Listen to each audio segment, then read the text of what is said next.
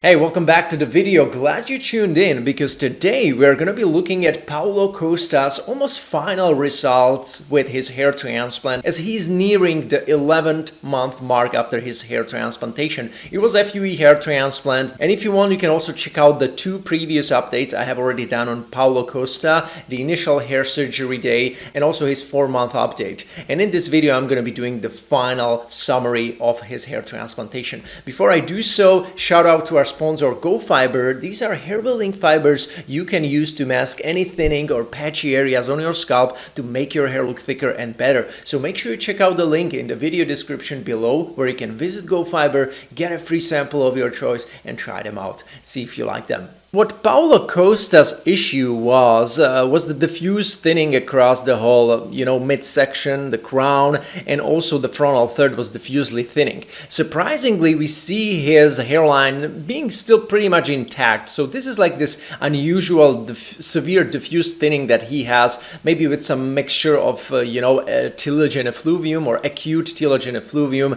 and taking, possible PEDs. Cannot confirm that, but possibly. These things can obviously speed up your hair loss, even by guys who are not normally predisposed to hair loss. And that's why it can happen that your hairline will actually stay intact, but you get this shock of diffuse thinning all across the midsection. And in my opinion, this is not a bad hair density in the hairline, at least not bad enough for the doctor to transplant such a high density in the hairline. I would actually wish as a patient with this situation that more grafts will be grafted in the central portion and the mid scalp, right? And surprisingly, in the mid scalp, we actually don't see any grafting whatsoever. If we look at this video where Paulo Costa is actually sharing his results with the clinic, and this is, I guess, 9 or 10 months after his surgery, somewhere in between, we already see that the hair is fuller. The hairline is a little bit more defined, especially if you look at the widow's peak. But if we look at some of his recent photos, which also could be like a month 9, month 10 after his surgery, we notice that the left portion of the hairline is slightly less dense compared to the right portion. Widow's peak start to the right of his hairline, so this is denser.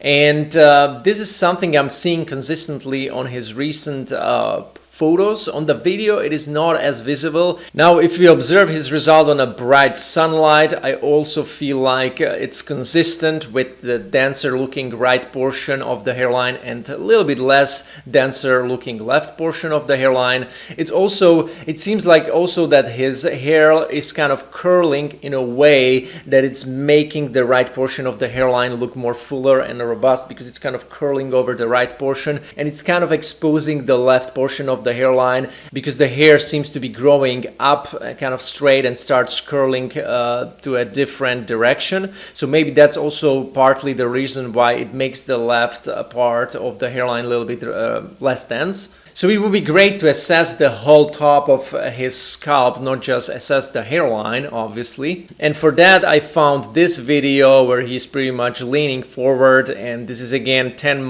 about 10 months after his surgery, where we notice how his mid-scalp is looking definitely fuller than before. And we notice that his crown area is still a little bit thinner, considering he has gotten probably around 500-600 grafts transplanted on the crown. I wouldn't even expect any more substantial change on the crown area. And even his donor area seemed to recover very well from this procedure. I'm not wondering actually, because we see that his hair has this very nice curl to it, and if he lets it grow longer on the sides, it's just gonna be so easy to camouflage any potential over harvesting that might have occurred during the surgery. I'm not saying it had occurred, but maybe it did, because by 4,000 grafts it always starts to be a risk, especially if you go to a doctor who don't assess your donor area appropriately, doesn't invest enough time into mapping your donor, assessing it from the sides and back.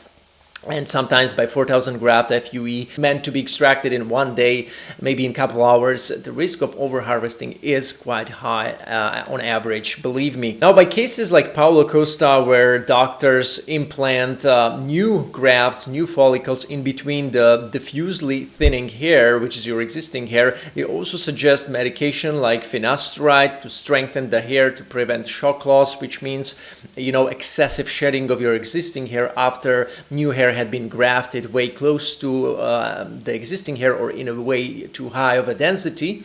I'm not sure if Paulo Costa had used any medication, but if he did or didn't, it seems like he got a nice regrowth right now after 10-11 months, because the shock loss that he had was actually pretty visible in my opinion, especially from this footage here. So either he was lucky or he took something to strengthen the hair and he was able to get a pretty full result by now. Also, oftentimes guys who are diffuse thinners like Paulo Costa and they decide to opt for hair transplant right away without treating their hair loss, I also feel like oftentimes they're being over grafted or over quoted. That means that the doctors will transplant too many follicles to cover all the diffusely thinning spots, which could have been just improved easily with medication, or maybe like 70% improved with medication, and the rest could have been grafted with a surgery. So you are saving your donor in such case. And a great example of that would be Wesley Wishers, who also announced it in his latest videos, and how he was able to combat his hair loss, which was also vastly attributed to PED use in his recent times. And he deployed things like dutasteride, oral, topical minoxidil, topical RU58841, ketoconazole shampoo, and with that protocol he was also able to reverse his diffuse thinning,